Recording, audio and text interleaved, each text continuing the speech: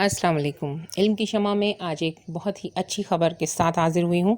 پاکستان میں چھوٹی الیکٹرک گاڑیاں مارکیٹ میں کب دستیاب ہوں گی، اس بارے میں تمام رپورٹس آپ کو اس ویڈیو میں ملیں گی، لہٰذا اس ویڈیو کو مکمل دیکھیں تاکہ آپ کو پتہ چلے کہ پاکستان میں نئی الیکٹرک گاڑیاں جو کہ چھوٹی گاڑیاں ہوں گی اور وہ کتنے کی ملیں گی، کب پاکستان میں اویلیبل ہوں گی اور کب یہ پاکستان کی سڑکوں پر گھومتی پھرتی آپ کو نظر آئیں گی، اور الیکٹرک اسٹیشنز بھی پاکستان میں کھولے جائیں گے۔ یہ تمام معلومات ہیں اس ویڈیو میں، مکمل دیکھیے تاکہ آپ کو بھرپور نالج حاصل ہو۔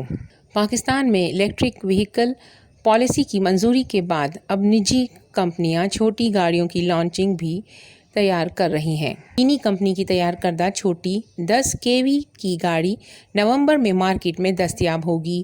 پاکستان میں ایک مقامی کمپنی چین کی تیار کردہ چھوٹی الیکٹرک گاڑی لانچ کرنے ڈیزی نامی برانڈ کی چھوٹی الیکٹرک کار پاکستان میں پہلی 10 kV کی الیکٹرک گاڑی ہوگی۔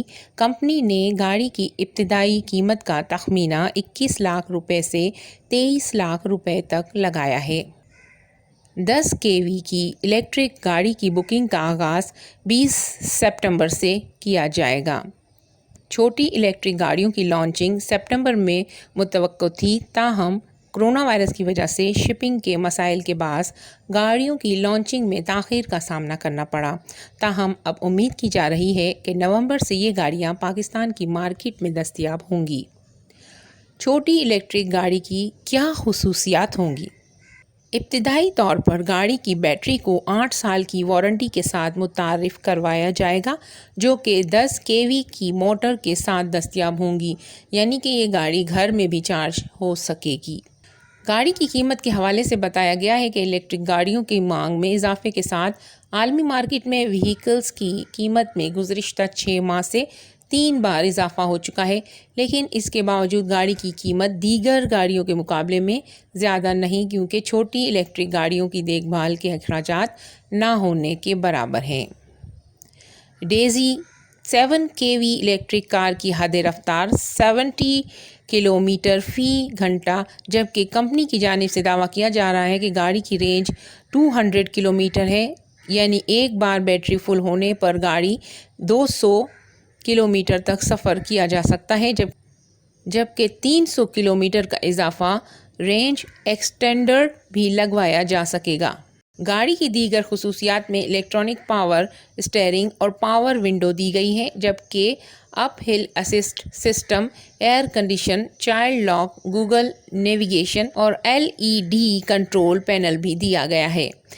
کمپنی کے مطابق چھوٹی الیکٹرک گاڑیوں کے علاوہ دیگر گاڑیاں بھی اکتوبر کے وسط سے پاکستانی مارکیٹ میں دستیاب ہوں گی، جن میں الیکٹرک بسیں، coaster, city buses, double cabin, pick up اور منی ٹرک بھی شامل ہیں۔